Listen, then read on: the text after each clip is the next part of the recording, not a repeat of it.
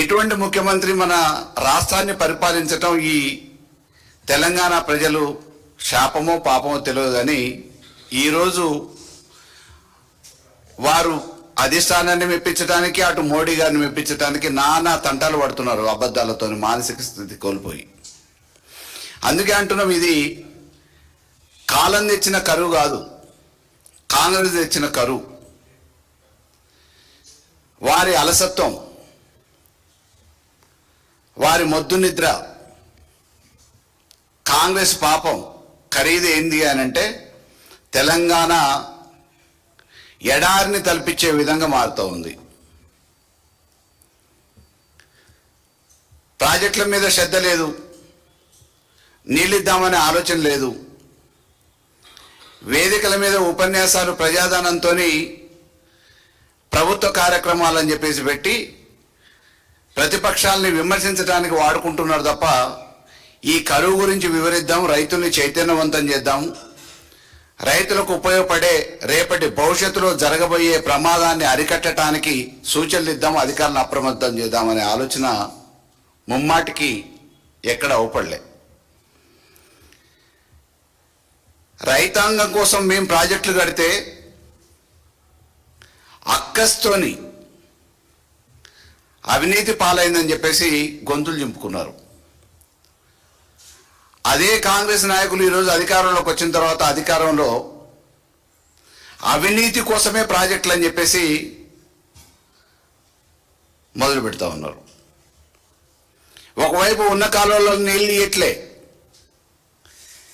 Kannepalli pump హౌస్ని on చేసి కాలువలలో నీళ్ళు ఇచ్చి రోజుకు 2 టీఎంసీలు తోడుకునే అవకాశం ఉంది, వృధాగా సముద్రం పాలవుతున్న నీళ్ళని కాపాడండి, మళ్ళీ తర్వాత వర్షాలు పడే అవకాశం ఉందో లేదో.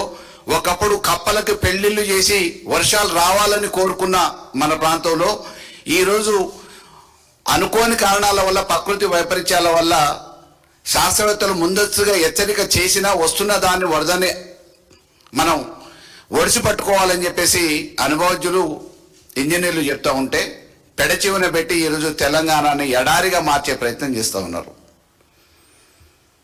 ఒకప్పుడు డ్యాములలో ఎక్కడ చూసినా కానీ నిండు కుండల మాదిరిగా పొంగి పొర్లిపోయినాయి. అలుగులు పోసిన చెరువులు, అలుగులు పోసిన డ్యాములు ఈరోజు డెడ్ స్టోరేజ్కి వెళ్ళిపోయినాయి.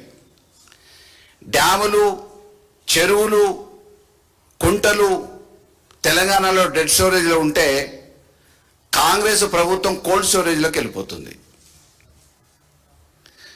నకిలీ విత్తనాలు ఎక్కడ చూసినా ఒకవైపు మామూలుగా రైతాంగం ఏం చేయాలనో దిక్కుచోచిన పరిస్థితులలో ప్రభుత్వం నీళ్ళు ఇస్తుందా ఇవ్వరా, ప్రభుత్వం నుంచి ఒక సమగ్రమైన స్పష్టమైన హామీ వస్తుందేమని చెప్పేసి ఎదురు చూసి నార్లు పోసుకున్న రైతాంగానికి ఇంతవరకు ఒక స్పష్టమైన హామీ ఇవ్వలే.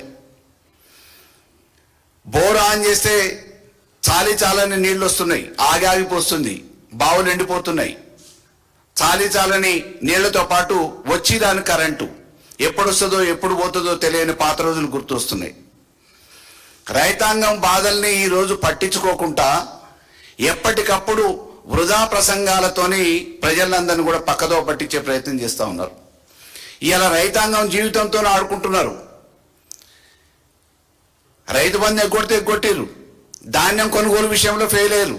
అదే రకంగా ఈరోజు కరువుని నివారణ చేయటం విషయంలో ప్రభుత్వ యంత్రాంగాన్ని ముందస్తు నడిపించడంలో, ప్రభుత్వం ముందు జాగ్రత్తలు తీసుకోవటంలో పూర్తిగా విఫలమైంది. ఇప్పుడన్నా కళ్ళు తెరవకపోతే మళ్ళీ అంబలి కేంద్రాల పరిస్థితి ఈ తెలంగాణలో వచ్చే పరిస్థితి దాపురించే అవకాశాలు పడుతూ ఉన్నాయి. ఒకప్పుడు నల్గొండ జిల్లాలో 10 ఎకరాలు 20 ఎకరాలు ఉన్న ఆసామి కూడా హైదరాబాద్కి కట్టుబట్టలతో వచ్చి తాపీ మెస్సులుగా కూలీలుగా జీవనం కొనసాగించిన పరిస్థితి 2014 తెలంగాణ రావడానికంటే ముందు. మళ్ళీ ఈయన ఈరోజు చేస్తున్న ఘనకార్యాల వల్ల, ముఖ్యమంత్రి గారు తీసుకుంటున్న నిర్ణయాల వల్ల, అసంబద్ధమైన నిర్ణయాలు, ఆలోచన లేని నిర్ణయాల వల్ల రైతాంగం మళ్ళీ ఇబ్బందులు పడే పరిస్థితి, కరువు కాటకాలు వచ్చే పరిస్థితి ఉంది. పశుగ్రాసం దొరకట్లే, చెరువులు బీడులుగా మారిపోతూ ఉన్నాయి. రేపు కేవలం ఆహార ధాన్యం కొరత రైతు కూలీలకే కాదు, పశువులకు కూడా ఇబ్బంది పడే పరిస్థితి వస్తూ ఉంది. రైతాంగం గురించి పట్టించుకొని గాలి కుదిరేసిన రేవంత్ రెడ్డి గారు ఈరోజు నిరసన వ్యక్తం చేస్తూ ఉన్నాడు. ఏమని? రాహుల్ గాంధీ రక్తం చిందించిందని. పాపం ఇవాళ గుర్తొచ్చింది నీటి విద్యార్థుల భవిష్యత్తు గురించి, పేపర్ లీకేజ్ గురించి ఒక ప్రతిపక్ష నాయకుడిగా నిన్న మామూలుగా ప్రధానమంత్రి ఇంటి దగ్గరకు పోయేసి ధర్నా చేసే విషయాన్ని రాహుల్ గాంధీ గారికి నిన్న గుర్తొచ్చింది. ఒక ప్రతిపక్షంగా స్పందించాల్సిన సమయంలో స్పందించకుండా విద్యార్థులు రోడ్ల మీదకి వచ్చి ఆందోళన చేస్తుంటే పోలీసు వాళ్ళు విచ్చలవిడిగా స్వైర విహారం చేసి తలకాయలు కొడితే రక్తం చెందితే తప్పనిసరి పరిస్థితులలో రాహుల్ గాంధీ గారి మద్దతు ప్రకటిస్తే రాహుల్ గాంధీ గారి మెప్పు పొందటానికి ఇవాళ రేవంత్ రెడ్డి గారు గుర్తొచ్చింది. కొడంగల్ పోయేసి మాట్లాడుతున్నాడు. ఎవరిని మెప్పియటానికి? ఇన్ని రోజులు ఈ తెలంగాణలో ఉన్న విద్యార్థుల జీవితం ఎప్పుడు గుర్తురాలే రేవంత్ రెడ్డి గారికి? అక్కడ పోయి ప్రణబ్ ముఖర్జీ గారిని ప్రధానమంత్రి చేయటమే కాదు, ఆఖరికి చిన్న స్థాయి చిరు ఉద్యోగులైన బిఎల్ఓల మీద కూడా అసహనాన్ని వ్యక్తం చేస్తున్నాడు. ఆయన రోజు ఎవరినో ఒకరిని తిట్టకపోతే పొద్దుపోయేటట్లేదు, నిద్రపట్టేటట్లేదు. సభలు పెట్టి, సమావేశాలు పెట్టి, ప్రెస్ మీట్లు పెట్టి కేసీఆర్ గారిని, కేటీఆర్ గారిని, హరీష్ రావు గారిని తిట్టాలి, బీఆర్ఎస్ని తిట్టాలి. లేకపోతే అవి లేనప్పుడు చిరు ఉద్యోగంలో ఎవరినో ఒకళ్ళని తిడుతూ ఉండాలి. తిట్టకపోతే ఆయనకి నిద్రపట్టే పరిస్థితి లేదు. మానసిక పరిస్థితి, ఇటువంటి మానసిక పరిస్థితి ఉన్న రేవంత్ రెడ్డి గారు ఈ రాష్ట్రాన్ని ఏ పరిస్థితికి తీసుకొస్తారో తెలియని అయోమయ పరిస్థితులలో ఈరోజు రాష్ట్ర ప్రజలు, అన్ని వర్గాల వాళ్ళు కూడా విసిగి వేసారిపోతూ ఉన్నారు. మా దగ్గర ఒకవైపు కాలువలలో నీళ్లు రావట్లేదయా అని చెప్పేసి రైతాంగం మొత్తుకుంటా ఉంటే, నేను కొత్త ప్రాజెక్టులను తీసుకొస్తా అని చెప్పేసి నీటిపారుదల శాఖ మంత్రి మా నియోజకవర్గంలో 5 కోట్ల టెండర్ని నెల రోజులలో 50 కోట్ల ఎస్టిమేషన్గా మార్చి దండుకునే ప్రయత్నాలు చేస్తూ ఉన్నారు. వీళ్ళకి అవినీతి మీద ఉన్నంత శ్రద్ధ, అభివృద్ధి ఎట్లాగూ చేయలేరు, ఆ అవగాహన లేదు, అనుభవం లేదు. కనీసం ఇబ్బంది పడుతున్న రైతాంగం మీద, విద్యార్థి లోకం మీద ఎందుకు ఉండట్లేదు అనేది ఈరోజు బీఆర్ఎస్ పార్టీ పక్షాన ప్రశ్నిస్తూ ఉన్నాం. నకిలీ విత్తనాలు, ఇష్టారాజ్యంగా నకిలీ విత్తనాలు తయారైతూ ఉన్నాయి. అధికారంలోకి రావటానికంటే ముందు పీడీ యాక్ట్లు పెడతా, ఎక్కడికక్కడ కట్టడి చేస్తా, ఇది మాది రైతు రాజ్యం రాబోయేది, మా జరుగుతున్నది ప్రజాపాలన అని చెప్పారు. ఈ ప్రజాపాలనలో, రైతు రాజ్యంలో నకిలీ విత్తనాలు ఇష్టారీతిగా అమ్ముతూ ఉన్నారు. పట్టించుకునే నాదుడు లేడు, అడిగే నాదుడు లేడు. ఇంతవరకు రాష్ట్ర వ్యాప్తంగా నకిలీ విత్తనాల మీద ఎక్కడ కూడా ఒక చర్యలు తీసుకున్న దాఖలాలు కాకపోతే, ఎక్కడ చూసినా కానీ వరంగల్, ఆదిలాబాద్ లాంటి జిల్లాలలో నకిలీ విత్తనాలతో ఇబ్బంది పడ్డ రైతాంగం పోలీస్ స్టేషన్లలో పోయి పిటిషన్లు ఇచ్చినా కానీ పట్టించుకునే పరిస్థితి లేదు. అవినీతి పనులను ప్రోత్సహిస్తూ ఉన్నారు, నకిలీ పనులను ప్రోత్సహిస్తూ ఉన్నారు. మతి స్థిమితం లేని మాటలు మాట్లాడుతూ ఉన్నాడు రేవంత్ రెడ్డి గారు.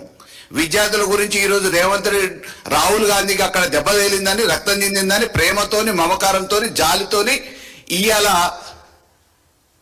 నీటి విద్యార్థులు గుర్తుకొచ్చారు. అక్కడ పోయిన తర్వాత మళ్ళీ కేటీఆర్ని దోషిగా చేయడానికో, చిరు ఉద్యోగుల మీద చిందులు వేయటానికో ఆ వేదికను వాడుకుంటా ఉన్నారు. ఈ ప్రభుత్వంలో రైతాంగానికి మేలు జరుగుతుందనే ఆశ, నమ్మకం ఎక్కడ కూడా లేదు.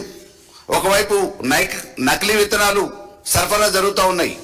వచ్చి రాని కరెంటుతోని, ఉండి లేని నీళ్లతోని ఈరోజు వ్యవసాయ రంగాన్ని ఈదలేక రైతులు ఇబ్బంది పడుతున్న ఈ తరుణంలో రైతుని ఆదుకోవటానికి ఒక ప్రణాళిక తయారు చేయాల్సిన అవసరం ఈ ప్రభుత్వానికి ఉంది. పంటలు వేసుకోవాలన్నా వద్దా, వేసుకున్న పంటలు చేతికి వస్తాయా లేవా తెలియని అయోమయ పరిస్థితులలో రైతాంగం ఈరోజు ఆలోచిస్తుంది. ఈరోజు నారు పోసుకున్న వాళ్ళందరూ కూడా నాట్లు వేయాలన్నా వద్దా, వేస్తే కనీసం ఈ పంటల్ని రక్షించుకోగలుగుతామా లేదా, కాలువల నుంచి నీళ్లు వస్తాయా రావా, ఈ ప్రభుత్వం మాకు అండగా ఉంటుందా లేదా తెలియని అయోమయ పరిస్థితులలో రైతాంగం ఇబ్బంది పడుతూ ఉంటే, రాజకీయాల కోసం రేవంత్ రెడ్డి గారు ఆ హోదాని ఉపయోగిస్తున్నారు తప్ప ఎన్నుకున్న ఈ ప్రజానికం కోసం, ఈ రాష్ట్ర అభివృద్ధి కోసం మాత్రం ఆలోచించే పరిస్థితి ఎక్కడ ఉపడట్లే. ఒకవైపు రైతాంగం ఇబ్బంది పడుతూ ఉంది, రెండో వైపు నిరుద్యోగులు, చదువుకున్న యువత ఉద్యోగాలు లేక ఇబ్బంది పడుతూ ఉంటే వాళ్ళని పనిపాటలు లేని వాళ్ళుగా చిత్రీకరించే ప్రయత్నం చేస్తూ ఉన్నాడు. అధికారంలోకి రావడానికంటే ముందు